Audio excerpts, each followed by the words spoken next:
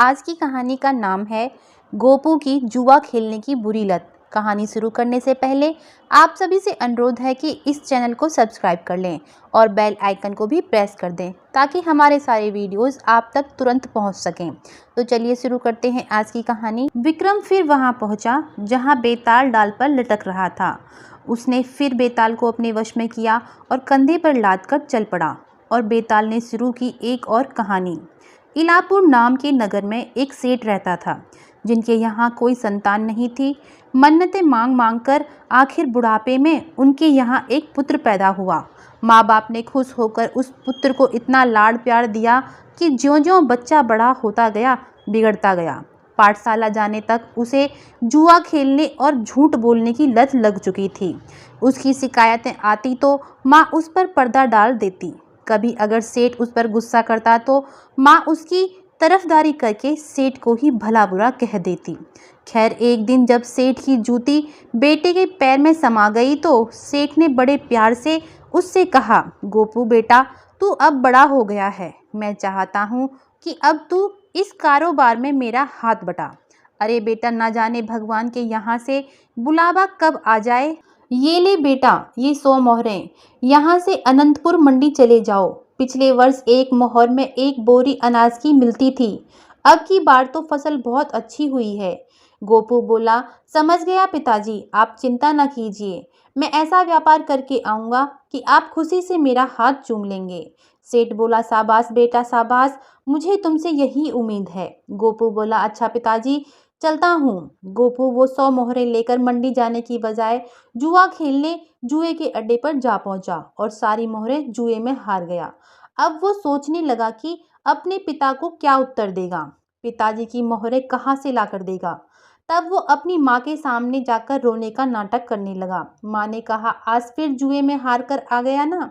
मुझे पता है, आखिर मैं कब तक तेरी बुरी आदतों पर पर्दा डालती रहूंगी। कहीं उन्हें पता चल गया तो। गोपू रोने का नाटक करते हुए बोला, माँ, मुझे जीने का कोई अधिकार नहीं है। मैं मर जाऊंगा, मैं फांसी चढ़ूंगा, मैं जहर खा लूंगा। माँ बोली, ऐसी बातें फिर कभी नहीं बोलना। गोपू बोला, फिर कभी जुआ नहीं खेलूंगा माँ बोली, मेरी कसम। गोपू बोला, तेरी कसम माँ, फिर कभी नहीं खेलूंगा। मोहरें देना माँ ने गोपू को मोहरें दी और बोली, ये ले पूरी 200 मोहरें, बापूजी को 100 मोहरें दे देना और कहना बाकी 100 मोहरें मैं कमा के लाया हूँ। गोपू बोला, तू कितनी अच्छी है माँ, तू कितनी प्यारी है माँ, मगर जुआरियों और झूठों के वादे तो बस पानी पर लकीर के समान होते हैं। गोपू जैसा था वैसा ही रहा। थोड़े दिनों बाद सेठ और सेठानी दोनों भगवान को प्यारे हो गए। अब गोपू पूरी तरह से आज़ाद हो गया। ना कोई रोकने वाला, ना कोई टोकने वाला। उसने अपने घर को ही जुए का अड्डा बना लिया। अपनी माँ के गहने, पिता की दुकान, जमीन जायदाद, मकान सब कुछ हार गया और जुए के कारण अपने ही घर से बेघर हो गया। गोपू परेशान हुआ, अब कहाँ जाए। वो सोचने लगा कि अगर उसको कहीं से थोड़ा सा धन मिल जाए तो वो फिर जुआ खेलकर अपना सब कुछ हारा हुआ वापस जीत सकता है। अचानक उसे याद आया कि चंद्रपुर में उसके स्वर्गवासी पिता का एक परम मित्र रहता है, हेमगुप्त, जो बड़ा धनवान है। उसी के पास चलना चाहिए। तब गोपू सेठ हेमगुप्त के पास जाकर रोने लगा। सेठ बोला, रो मत बेटे, अपने पिता की मृत्यु के बाद हमें ही अपना पिता समझो। गोपू रोते हुए बोला, भाग्य का खेल देखिए चाचा जी, अपने स्वर्गवासी पिता की सारी दौलत लेकर मैं एक द्वीप पर व्यापार करने गया था। समुद्र में अचानक ऐसा भयानक तूफान आया कि मेरा सारा जहाज टूट के बिखर गया और मेरा सब कुछ। सेठ गोपू को बीच में ही रोकते हुए बोला, बस बेटा बस, आगे कुछ मत कहना। तभी सेठ की बेटी गोपू के लिए पानी लेकर आई। सेठ बोला, बेटे ये है हमारी बेटी रत्ना, लो बेटे पानी पियो। रत्ना ने बहुत अमूल्य गहने पहने हुए थे। रत्ना के गहनों को देखकर गोपू के मन में लालच आ गया। गोपू विश्राम करने अतिथि कक्ष में चला गया। सेठ अपनी पत्नी से बोला, रत्ना की माँ, तुम्हारी राय में गोपू कैसा लड़का है। सेठ की पत्नी बोली, बहुत सुंदर, जवान और संस्कार वाला है। सेठ बोला, अपनी रत्ना के लिए कैसा रहेगा। पत्नी बोली, आपने तो मेरे दिल की बात छीन ली। सेठ बोला, गोपू और रत्ना के विवाह में मेरे स्वर्गवासी दोस्त की आत्मा बड़ी प्रसन्न होगी। पत्नी बोली, आप इस शुभ कार्य में देरी मत कीजिए। वो हाँ कहे तो झट से लग्न कर दीजिए। सेठ ने गोपू से विवाह की बात की और गोपू के हाँ करते ही सेठ ने तुरंत गोपू और रत्ना का विवाह करा दिया। सेठ ने विवाह में रत्ना को बहुत सारे गहने और धन देकर बेटी और दामाद को विदा कर दिया। गोपू आया तो था झूठ बोलकर धन ऐंठने, पर यहाँ बीबी गले पड़ गई। वो परेशान था कि उसे लेकर कहाँ जाएगा। अपना मकान तो वो जुए में हार चुका था। उसे पत्नी नहीं पैसा चाहिए। पत्नी साथ चलेगी तो उसका सारा भाड़ा फूट जाएगा। इसलिए उसने मन ही मन एक भयंकर फैसला किया। रास्ते में जब वो एक जंगल से गुजर रहे थे तो गोपू रत्ना से बोला, देखो ये एक भयानक जंगल है। यहाँ चोर और डाकुओं का बहुत डर रहता है। तुम ऐसा करो, तुम्हारे ये सारे गहने उतार कर मुझे दे दो। मैं इन्हें संभाल लूंगा और फिर ससुराल जाकर पहन लेना। रत्ना ने अपने सारे गहने उतार कर गोपू को दे दिए। रास्ते में वहां एक कुआं पड़ा। विश्राम करने के लिए गोपू ने रत्ना को कुएं की दीवार पर बैठा दिया और मौका मिलते ही रत्ना को कुएं में धक्का मार दिया। गोपू रत्ना को कुएं में फेंककर बहुत खुश हुआ और बोला, चलो छुटकारा हो गया। इसे साथ ले जाता तो यही रट लगाए रहती कि जुआ मत खेलो, जुआ मत खेलो, जुआ बुरी चीज है। रत्ना के सारे गहने और विवाह में मिले धन को लेकर गोपू फिर जुए के अड्डे पर पहुंच गया और जुआ खेलने लगा। थोड़ी ही देर में गोपू फिर से सब कुछ हार गया और फिर कंगाल हो गया। उधर रत्ना कुएं से जोर जोर से चिल्ला रही थी, बचाओ बचाओ, मैं इस कुएं में हूँ, कोई बचाओ। तभी उस जंगल से एक व्यक्ति गुजर रहा था। उसने रत्ना की आवाज सुनी तो कुएं में झांक कर देखा और रत्ना को कुएं से बाहर निकाल लिया। रत्ना रोते रोते वापस अपने माता पिता के पास पहुंच गई और अपने माता पिता को एक झूठी कहानी सुनाने लगी।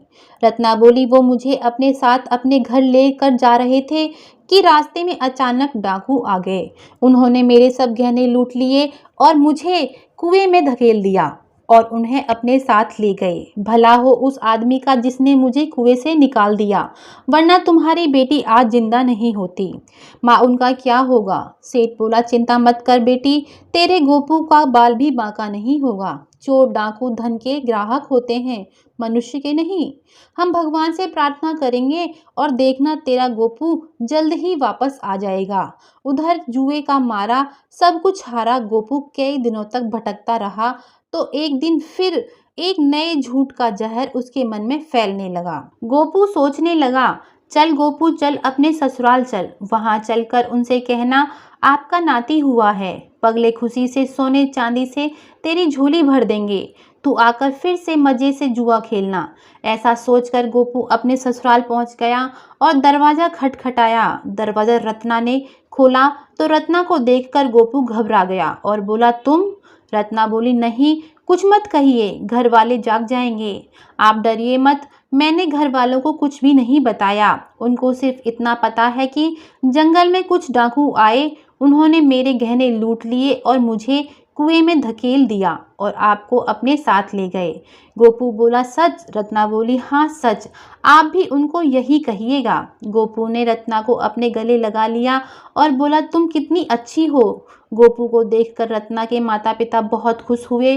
गोपू से डाकुओं का सारा वृतांत सुनकर सेठ बोला, गहने गए सो भूल जाओ बेटे, गहने बहुत हैं हमारे पास, हम हमारी रत्ना को फिर गहनों से लाद देंगे। तुम बच गए, हमारी रत्ना बच गई, यही सबसे बड़ी खुशी है हमारे लिए। गोपू रत्ना के साथ ससुराल में ही रहने लगा। एक रात जब घर के सब लोग सो रहे थे तो गोपू रत्ना को सोते हुए देखकर बोला, तुम मेरे लिए बहुत भाग्यशाली हो। जब जब मैं मुसीबत में आया हूँ तुम ही मेरे काम आई हो। इतने गहने दिए तुम्हारे माँ बाप ने, मैं इन गहनों से फिर से जी भरकर जुआ खेलूंगा। तब गोपू ने रत्ना के सारे गहने चुरा लिए और जैसे ही गोपू सारे गहने चुराकर जाने लगा तभी रत्ना जाग गई और उसने गोपू को रोकने का बहुत प्रयास किया, किंतु गोपू ने रत्ना का गला दबाकर उसकी हत्या कर दी। इतनी कहानी सुनाने के बाद बेताल ने विक्रम से एक प्रश्न किया, बोल विक्रम, रत्ना ने अपना पतिव्रत निभाते हुए गोपू के पापों पर पर्दा डालकर अपने माता पिता से झूठ बोलकर ठीक किया या गलत? जल्दी बता वरना तेरे सिर के टुकड़े टुकड़े कर दूंगा। विक्रम बोला, सुन बेताल, जब वो उसके गहने लेकर उसे कुएं में धक्का देकर चला गया था तभी उसे समझ लेना चाहिए था कि वो उससे नहीं उसके गहनों से प्यार करता है। झूठे और जुआरियों पर विश्वास करने वालों को यही बदला मिलता है। बेताल, जब कोई पहली बार अचानक किसी का थप्पड़ खाता है तब वो अनजान होता है, किंतु जो दूसरी बार जानते बूझते हुए भी किसी का थप्पड़ खाता है वो मूर्ख होता है। रत्ना ने अपनी मूर्खता की सजा पाली। उसने बहुत बुरा किया। बेताल बोला, अरे वाह, वाकई तू बहुत बुद्धि वाला है। अरे तेरे जैसा ना कोई राजा बुद्धि वाला हुआ, ना न्याय वाला हुआ और ना कभी होगा। मगर मैं अपनी आदतों से मजबूर हूँ। मैंने कहा था ना कि मैं तेरे बोलने के साथ ही चला जाऊंगा। तू बोल गया, मैं जा रहा हूँ। इतना कहकर बेताल विक्रम के कंधों से उड़ गया। विक्रम फिर बेताल को पकड़ने के लिए उसके पीछे दौड़ने लगा। आज की कहानी आपको कैसी लगी, कृपया कमेंट करके ज़रूर बताएं और ऐसी ही प्रेरक कहानियाँ सुनने के लिए हमारे इस चैनल को सब्सक्राइब करें। और वीडियो के डिस्क्रिप्शन में हमारे टेलीग्राम ग्रुप का लिंक है, वहाँ से आप हमारा टेलीग्राम ग्रुप ज़रूर ज्वाइन करें। आप सभी का बहुत बहुत धन्यवाद।